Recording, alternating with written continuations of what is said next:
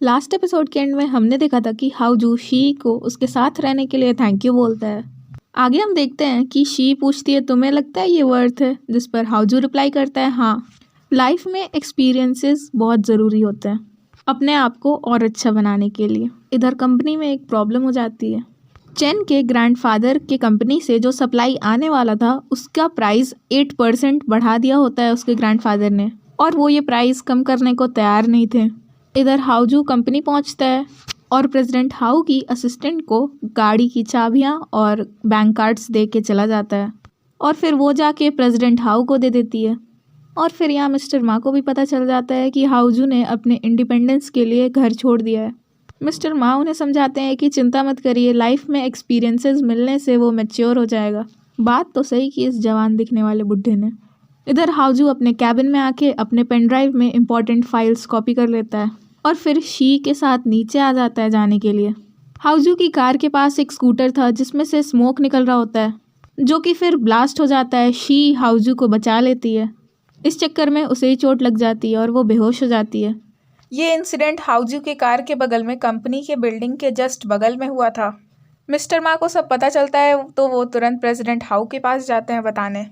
सारी बात president how से बताते हैं तो प्रेसिडेंट हाउ परेशान हो जाते हैं, समझ जाते हैं कोई हाउजू को मारना चाहता था। पैनिक होके जाने लगते हैं तो मिस्टर मा बताते हैं कि हाउजू एकदम ठीक है, शी को चोट लगी है जब वो उसको बचा रही थी, इसलिए अब वो हॉस्पिटल में है। प्रेसिडेंट हाउ एकदम रिलीव्ड फील करते हैं और थैंक्स टू शी रटने लगते हैं। इधर का सीन होता है हॉस्पिटल का। हाउजू को डॉक्टर से पता चलता है कि शी उठ गई है और उसे 10 स्टिचेस लगे हैं उसके लेफ्ट बेली में। चोट लगी है, ज़्यादा सीरियस नहीं है। और फिर हाउजू इंसिडेंट के पूछताछ के लिए पुलिस के साथ चला जाता है। शी को अपने कंपनी के बॉस से पता चलता है कि जब तक वो ठीक नहीं हो जाती दूसरा बॉडीगार्ड हाउजू की प्रोटेक्शन में लगा रहेगा, तुम अभी अच्छे से आराम करो। इधर कंपनी में मिस्टर मा प्रेसिडेंट हाउ को इन्फॉर्म करता है कि ये बस एक एक्सीडेंट था, किसी ने जानबूझ के करवाया नहीं था। और उसे ये भी पता चला है कि हाउजू शिंग के होटल में रेंट लेके रहता है। इधर प्रेसिडेंट हाउ और कोच मिलते हैं। प्रेसिडेंट हाउ बोलते हैं कि कभी भी शी को हाउजू से दूर मत रखना, मुझे बहुत रिलीव्ड फील होता है जब शी हाउजू के साथ रहती है। और फिर कोच से बोलता है कि अब तुम बॉडीगार्ड की जॉब छोड़ दो, ये जॉब बहुत डेंजरस है, जिस पर कोच बोलती हैं कि मैं आउटडोर सर्विस नहीं करती हूँ। प्रेसिडेंट हाउ बोलते हैं कि मुझे पता है लेकिन मैं बर्दाश्त नहीं कर सकता कि तुम्हें कुछ हो। और फिर होना क्या था, पहुँच जाती है कोच अपना रिजाइनेशन लेटर लेके अपने बॉस के पास। बॉस कहते हैं कि तुमने तो कहा था जब तक तुम्हारी शादी नहीं होगी तुम ये जॉब नहीं लीव करोगी।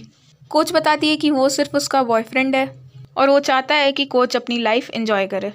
बॉस बोलते हैं कि वो ये लेटर अप्रूव नहीं करेंगे और उसे एक ऑफ़र देते हैं कि क्यों ना वो 1 महीने की छुट्टी ले ले। 1 महीने बाद उसे सच में अगर जॉब क्विट करना होगा तो वो आके सारे प्रोसीजर्स फॉलो कर लेगी, क्योंकि आजकल की जनरेशन प्यार में कुछ भी करने के लिए तैयार है, इवन जॉब छोड़ने को। और कोच भी इस ऑफ़र के लिए मान जाती है। इधर शिंग के होटल में सब लगे होते हैं शी और हाउजू के रूम को सेटल करने में। हाउजू शी को कुछ काम करने नहीं देता है। इधर हाउजू जब शिंग से पूछता है कि उसकी चेयर कहाँ है जो उसने दिया था, तो शिंग जवाब देता है कि उसने तो वो बेच दिया।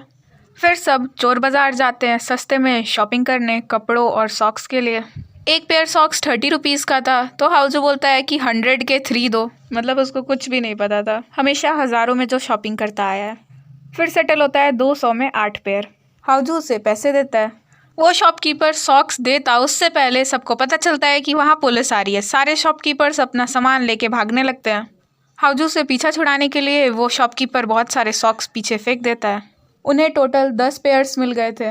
2 एक्स्ट्रा पेयर्स मिलने पे तो बड़े मज़े आ गए। रात को हाउजू को नींद नहीं आ रही थी तो वो शी के पास जाता है और उसे फिर से थैंक यू बोलता है। शी फिर पूछती है कि तुम्हारे फाइनेंशियल सिचुएशन के हिसाब से एक बॉडीगार्ड का फ़ीस अफोर्ड करना मुश्किल है, तो तुमने शेफ़ के भाई को क्या बेचा। हाउजू झूठ बोलने की तो कोशिश करता है लेकिन फिर सच बता देता है और फिर बताता है कि एक बार उसके पास पैसे आ जाएं तो वो जेड वापस ले आएगा। इधर मिस्टर मा मिन से रिक्वेस्ट करता है कि एक लास्ट बार उसकी हेल्प कर दे। मिस्टर मा के बार बार रिक्वेस्ट करने पे वो मान जाती है। इधर शिंग के रेस्टोरेंट में पूरा सीसीटीवी लगवाने का काम चल रहा होता है हाउजू के प्रोटेक्शन के लिए। इधर शिंग को कोच के पोस्ट से पता चलता है कि उसने अपने बॉयफ्रेंड की वजह से अपना काम छोड़ दिया है ताकि वो अपनी लाइफ एंजॉय कर सके। फिर उसे मिस्टर मा का मैसेज आता है कि वो चुराए हुए फाइल्स को लेके पहुंचे उसके पास एक कैफ़े में। शिंग फिर वहाँ के लिए निकल लेता है। उसे हिंट मिला होता है कि उसे ये फाइल्स एक लड़की को देने हैं जिसने एक मास्क लगाया हुआ है और बुक पढ़ रही है। मिस्टर मा ने मिन को भेजा था। शिंग वो फाइल्स मिन को नहीं देता है, वहाँ से बाहर आ जाता है और मिस्टर मा से कहता है कि पहले वो पैसे ट्रांसफ़र करे। फिर सबसे पहले मिस्टर मा पैसे ट्रांसफ़र करता है और उसके बाद शिंग को उसी जगह आने को कहता है कल, वो भी उसी समय पे। शिंग मान जाता है लेकिन अब तो मिन नहीं मानती। वैसे भी इतना रिक्वेस्ट करने के बाद भी वो लास्ट टाइम मिस्टर मा के लिए काम कर रही थी। मिन ने मिस्टर मा को ब्लॉक कर दिया होता है और उसका फ़ोन भी स्विच्ड ऑफ आ रहा होता है। शिंग को भी 20 लाख रुपए मिल जाते हैं। मिस्टर मा फिर मिन के अपार्टमेंट पहुंचते हैं लेकिन मिन तो जा चुकी थी फिर से। इधर शी हॉस्पिटल में अपनी चोट चेक करवाने आई होती है, अभी भी उसका चोट ठीक नहीं हुआ होता है। फिर बाहर आके शी हाउजू को बता के अपनी मॉम के बर्थडे सेलिब्रेशन के लिए चली जाती है। इधर शी की मॉम को अपने वर्क प्लेस पे हाउजू की तरफ से एक सरप्राइज़ मिलता है। उनके लिए बर्थडे सॉन्ग बजाया जाता है और उन्हें बुके दिया जाता है। इधर शी के फादर शी की मॉम के लिए स्पेशली बर्थडे पोएम लिख रहे होते हैं। तभी उन्हें शी की मॉम का कॉल आता है जो बताती हैं कि हाउजू ने गाना गाने के लिए लोग भिजवाए थे और लैन उन्हें आज रात को डिनर ट्रीट करेगा, यही है फ़ायदा कंपटीशन का। और अगला सीन होता है रात का। शी पहुंचती है केक लेके अपने पेरेंट्स के पास, जहां ऑफ कोर्स लैन भी आया था। सारे अच्छे से शी की मॉम का बर्थडे सेलिब्रेट करते हैं और शी के डैड भी एकदम मस्त फ़नी सा पोएम सुनाते हैं जो उन्होंने लिखा था। फिर आती है बारी पिक्चर्स क्लिक कराने की। फ़ोटो खिंचवाते समय हाथ रखने की वजह से शी की मॉम को पता चल जाता है कि शी को चोट लगी है और ऑफ कोर्स वो परेशान होने लगती हैं और तुरंत कहती हैं कि तुम्हें बॉडीगार्ड का जॉब छोड़ देना चाहिए। वो नहीं चाहती कि शी अपनी लाइफ दूसरों की वजह से डेंजर में डाले। घर पे पहुंच के भी उन्हें चैन नहीं था। वो शी के डैड से अभी भी चैट कर रही होती हैं कि शी के लिए बॉडीगार्ड का जॉब बहुत मुश्किल है, लेकिन शी के डैड शी के जॉब एज अ बॉडीगार्ड एकदम सपोर्ट में थे। इधर लैन शी को घर छोड़ने आता है। जाते हुए कहता है कि उसे अपनी मॉम की बातों को दिल पे नहीं लेना चाहिए, वो गुस्से में थी, तुम्हारी चिंता कर रही थी। शी भी कहती है कि उसे उसका जॉब पसंद है और वो रिज़ाइन नहीं करेगी। और फिर बोलती है कि मेरे पेरेंट्स को मत बताना अभी हाउजू का क्या कंडीशन है। हाउजू कब से उन्हें ऊपर से देख रहा था। शी के आने पे पूछता है कि नीचे तो बड़ी लंबी अच्छी बातें चल रही थी तुम्हारी, शादी के बारे में थी क्या? तो शी जवाब देती है कि हाँ, उसी के बारे में बात किए थे, बस डेट फिक्स नहीं है। इस छोटे से मजाक पे बेचारे हाउजू का मुंह बन जाता है। अगला सीन सुबह का होता है। मिस्टर मा प्रेसिडेंट हाउ की तरफ से कॉन्ट्रैक्ट ख़त्म कर देते हैं, जिसके हिसाब से प्रेसिडेंट हाउ ने शी को हायर किया था ताकि अब ऑफिशियली हाउजू शी को हायर कर ले। जाते हुए मिस्टर मा हाउजू से कह जाते हैं कि तुम्हारे डैड की हालत ख़राब हो रही है, जाओ उन्हें कंफर्ट करो, जब से तुम गए उन्हें अच्छा नहीं लग रहा। हाउजू नया कॉन्ट्रैक्ट साइन करने ही वाला होता है, तभी वहाँ होती है लैन की एंट्री। उससे भी तो शी को ही हायर करना था और उसने तो शी के कंपनी के बॉस से बहुत पहले ही बात कर ली थी। डिसाइड होता है कि शी चूज़ करे कि वो किसके लिए काम करेगी। ऑफ कोर्स शी तो चुनती है हाउजू को और पोलाइटली लैन को मना कर देती है। और शी का फैसला अपने असली कानों से सुन के हाउजू बहुत खुश होता है और तुरंत कॉन्ट्रैक्ट साइन भी कर देता है। इधर कोच के पेरेंट्स को पता चलता है कि कोच ने रिज़ाइन कर लिया है। यहाँ कोच ऑफिशियली अनाउंस करती है कि वो उसका बॉयफ्रेंड है, जिसका ये विला और गाड़ी है। सबको तो पहले ही पता चल गया था। फिर कोच के पेरेंट्स अकेले में उससे मिलते हैं और पूछताछ करना शुरू करते हैं कि वो क्या करता है, क्या एज है उसका। कोच बताती है कि उसका डिसेंट सा बिजनेस है, एज है 55, कोच के डैड के एज के बराबर। अपनी मॉम के पूछने पे कोच बताती है कि उसकी फैमिली भी है और उसकी वाइफ 20 साल पहले गुजर चुकी हैं और उनका एक बेटा भी है।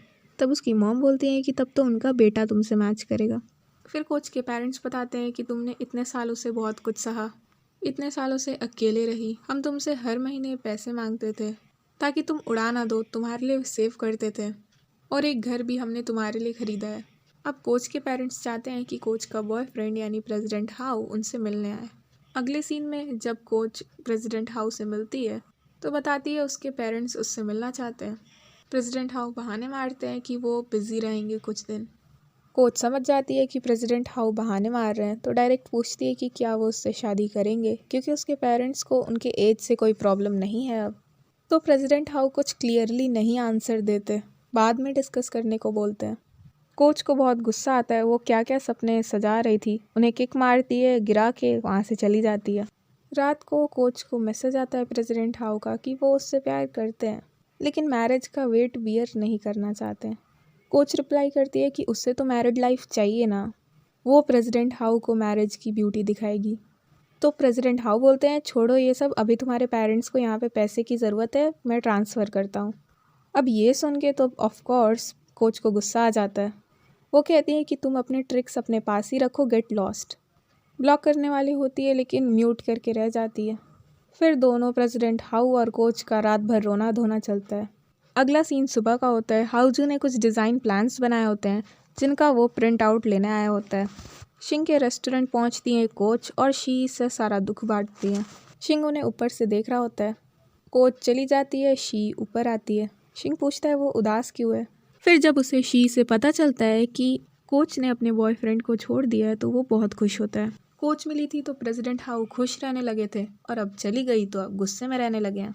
अभी तक किसी ने अच्छा डिज़ाइन प्लान नहीं बनाया होता है। बाहर का भी कोई अच्छा डिज़ाइनर नहीं मिल रहा होता है लेकिन वो सब इस कंपनी में काम करने से मना कर देते हैं।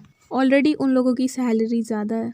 ऊपर से प्रेसिडेंट हाउ की कंपनी के 2 अच्छे डिज़ाइनर्स हाउजू और बाओ जा चुके होते हैं। दोनों वापस आ जाएं तो कुछ अच्छा हो जाए, कोई एक भी आ जाए तो चलेगा।